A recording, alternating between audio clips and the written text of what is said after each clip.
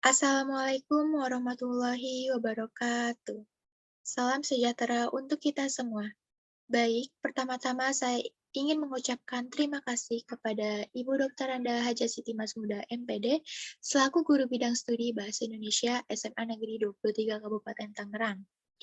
Nah, perkenalkan nama saya Alfia Pratiwi dari kelas 12 MIPA 2. Pada kesempatan kali ini saya ingin mempresentasikan makalah yang telah saya buat, yaitu makalah dengan judul Dinamika Pencampuran Bahasa dalam Bahasa Indonesia terhadap Pembelajaran Siswa SMA Negeri 23 Kabupaten Tangerang. Nah, teman-teman pada tahu nggak sih apa itu pencampuran bahasa? Nah, pencampuran bahasa ini ada yang pencampuran bahasa ke dalam dan ada pencampuran bahasa keluar juga loh.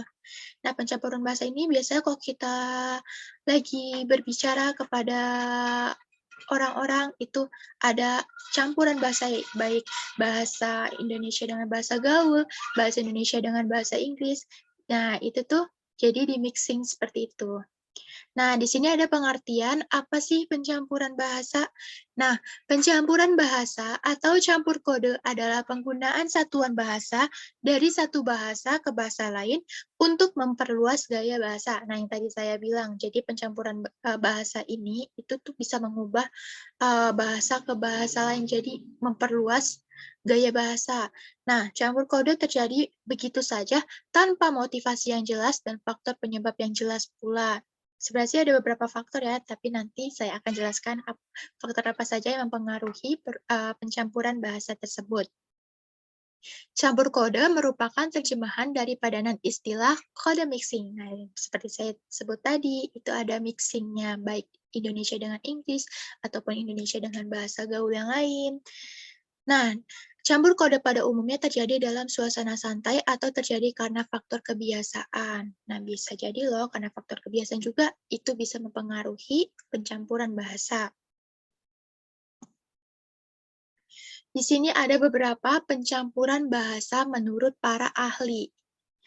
Nah, pencampuran bahasa menurut Subiakto adalah penggunaan dua bahasa atau lebih atau ragam bahasa secara santai antara orang-orang yang kita kenal dengan akrab. Dalam situasi berbahasa yang informal ini, dapat dengan bebas mencampur kode bahasa atau ragam bahasa, khususnya apabila ada istilah-istilah yang tidak dapat diungkapkan dalam bahasa lain. Nah, yang kedua ini ada nababan. Nah, nababan mengungkapkan bahwa campur kode adalah suatu keadaan berbahasa yang dilakukan ketika pengguna bahasa mencampurkan dua bahasa atau lebih, dua ragam atau lebih dalam suatu tindak berbahasa tanpa ada sesuatu dalam situasi berbahasa itu yang menuntut pencampuran bahasa itu dilakukan. Yang ketiga, ini ada Chai dan Agustina mengatakan bahwa campur kode itu dapat berupa pencampuran serpihan kata, frasa, dan klausa suatu bahasa di dalam bahasa lain yang digunakan. Yang keempat itu ada Pateda, bahwa ada 6 bentuk satuan bahasa dalam campur kode, yaitu penyisipan unsur-unsur yang berwujud kata, penyisipan unsur-unsur yang berwujud frasa, penyisipan unsur-unsur yang berupa pengulangan kata, penyisipan unsur-unsur yang berupa ungkapan atau idiom, penyisipan unsur-unsur berwujud klausa, dan penyisipan unsur-unsur yang berwujud past tense. Next. Nah, di sini nih ada variasi bahasa. Ini juga berkesambungan dengan perubahan bahasa. Sumarsono dan Pariana menyatakan bahwa ragam bahasa adalah variasi bahasa yang digunakan dalam situasi, keadaan, atau untuk keperluan tertentu. Berdasarkan pendapat para ahli di atas, maka dapat disimpulkan ragam bahasa adalah variasi bahasa menurut pemakaiannya yang timbul menurut situasi dan fungsi yang memungkinkan adanya variasi tersebut. Nah, pendapat lain itu dikemukakan oleh Rida Laksana bahwa masyarakat bahasa adalah kelompok orang yang merasa memiliki bahasa bersama atau yang merasa termasuk dalam kelompok itu atau yang berpegang pada bahasa standar yang sama. Dengan demikian dapat disimpulkan bahwa variasi atau ragam bahasa merupakan bagian dari kajian sosiolinguistik sebagai perwujudan interaksi masyarakat bahasa yang pemakaiannya disesuaikan berdasarkan fungsi, situasi, dan perasaan sosial pemakaian bahasa itu sendiri. Nah, di sini ada beberapa jenis campur kode. Di sini ada 2 jenis campur kode. Yang pertama itu campur kode bersifat ke dalam. Nah, campur kode bersifat ke dalam ini adalah campur kode bersifat ke dalam apabila fenomena ini menunjukkan bahwa unsur-unsur bahasa masih tergolong suatu kerabat. Campur kode ke dalam sama dengan campur kode internal. Yang kedua ada campur kode bersifat keluar. Campur kode bersifat keluar apabila unsur-unsur tidak sekerabat. Campur kode bersifat keluar sama halnya dengan campur kode eksternal. Campur kode eksternal adalah kode yang terjadi antara kode sendiri dengan bahasa asing atau tidak sekalipun, seperti bahasa Indonesia beralih kepada bahasa Inggris atau sebaliknya dari bahasa Inggris kepada bahasa Indonesia. Nah, campur kode ke dalam ini biasanya itu kita membuat sendiri bahasa Indonesia yang kita buat sendiri. Nah, sedangkan campur kode yang bersifat keluar itu campur kode yang campuran dari bahasa asing, seperti bahasa Inggris misalnya. Nah, nanti saya akan tunjukkan contoh-contohnya. Nah, di sini ada beberapa faktor penyebab pencampuran bahasa. Berdasarkan hasil analisis campur kode dan alih kode, banyak yang mempengaruhi munculnya pencampuran bahasa Indonesia ke bahasa asing. Yang pertama itu ada pengaruh budaya luar. Nah, biasanya kalau kita mendengarkan musik atau nonton film-film barat, film luar negeri, nah biasanya tuh kan ada ya kata-kata bahasa Inggris. Nah, di situ tuh masuklah ke Indonesia. Yang kedua itu kemajuan teknologi. Nah, ini udah pasti nih, kita udah banyak kan udah menggunakan HP, udah bisa juga kita sudah menggunakan media sosial. Nah, ini juga mempengaruhi perubahan bahasa. Yang ketiga ada perkembangan zaman, seperti halnya kemajuan teknologi. Seiring perkembangan zaman, bahasa pun ada yang dicampur dan ada yang dirubah juga. Yang keempat itu lingkungan. Nah, biasanya nih kalau sama teman ataupun kita punya teman dari luar negeri atau yang pernah sekolah di internasional yang ada bahasa Inggrisnya. Nah, itu biasanya terjadilah pencampuran bahasa. Dan yang kelima ada kepunahan bahasa. Nah, apa sih kepunahan bahasa ini? Nah, biasanya kepunahan bahasa ini bahasa yang kita pakai itu bahasa Indonesia yang harusnya sesuai dengan kaidah kebahasaan bahasa Indonesia atau KBBI, justru malah kita campur dengan bahasa asing. Nah, seperti tadi saya jelaskan, ini ada beberapa contoh katanya. Misalnya yang pertama, cabut. Nah, cabut ini termasuk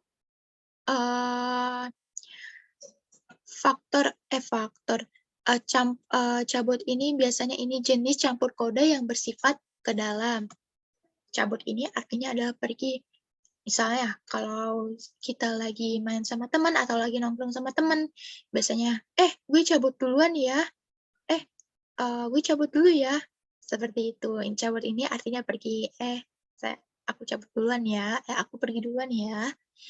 Yang kedua, ini nih yang familiar nih. Guys itu teman-teman. Biasanya kalau kita lihat di sosmed ataupun dalam lingkungan sekitar kita, nah orang-orang pasti selalu bilang, "Hai guys, hai guys." Nah, itu guys itu, "Hai teman-teman, hai semuanya." Seperti itu. Yang ketiga ada garing. Nah, garing ini, tadi guys itu ya termasuk keluar ya. Guys itu dari bahasa asing juga. Nah, yang ketiga ini ada garing. Garing ini tidak lucu. Seperti contohnya, jika teman kita sedang membuat lelucon, kita bilang, dan leluconnya itu tidak lucu, kita bilang, ih garing loh.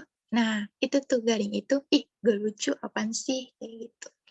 Dan yang keempat itu ada private. Private itu khusus. Misalnya, ini private ya, ini privasi gue ya. Nah, itu. Jadi secara khusus. Yang kelima itu ada kondusif. Nah, kondusif ini tenang. Yang keenam ada seperti. Nah, biasanya nih sering banget kalau kita bicara sehari-hari seperti menyebutkan, pasti kita selalu bilang, yang kayak gini loh, yang kayak gimana ya? Nah, kayak gitu. Seperti itu, contoh kata itu kayak atau kayak. Lanjut. Nah, di sini saya akan mempresentasikan ini. Nah, ini tuh saya analisis menggunakan Google Form. Nah, Google Form ini saya buat. Nah, Google Form ini saya buat untuk siswa SMA Negeri 23 Kabupaten Tangerang. Di sini ada 11 jawaban. Apakah sering atau tidak pernah atau tidak sering menggunakan bahasa campuran? Nah, di sini menunjukkan 72,7%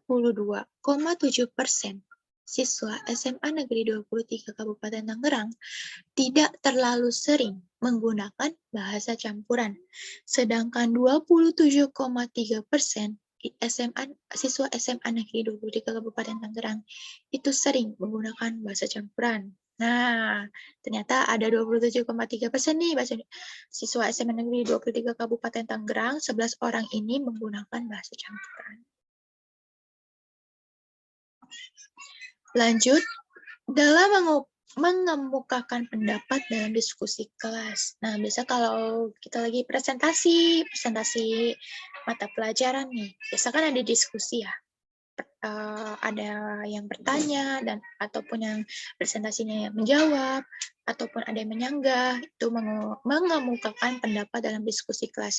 Di sini ada sekitar 45,5% siswa SMA Negeri 23 Kabupaten Tangerang menggunakan bahasa baku. Wah, keren nih. Nah, yang kedua ini ada 36,4% menggunakan kode mixing. Kode mixing ini apa sih? Kadang bahasa baku, kadang bahasanya nggak baku. Seperti itu. Nah, yang terakhir ada 18,2% menggunakan bahasa non-baku, bahasa tidak baku. Oke. Nah, dari hasil analisis bentuk campur kode dalam pembelajaran bahasa Indonesia, SMA Negeri 23 Kabupaten Tangerang, peneliti menarik beberapa simpulan sebagai berikut. Yang pertama itu terdapat wujud campur kode dalam bentuk kata, frasa, klausa yang dilakukan siswa SMA Negeri 23 Kabupaten Tangerang. Yang kedua itu ditemukan faktor-faktor yang menyebabkan campur kode pada pembelajaran. Yang ketiga itu sebagian besar responden menggunakan bahasa campuran dalam kehidupan sehari-hari. Baik, itu aja presentasi yang dapat saya sampaikan. Kurang lebihnya mohon maaf. Wassalamualaikum warahmatullahi wabarakatuh.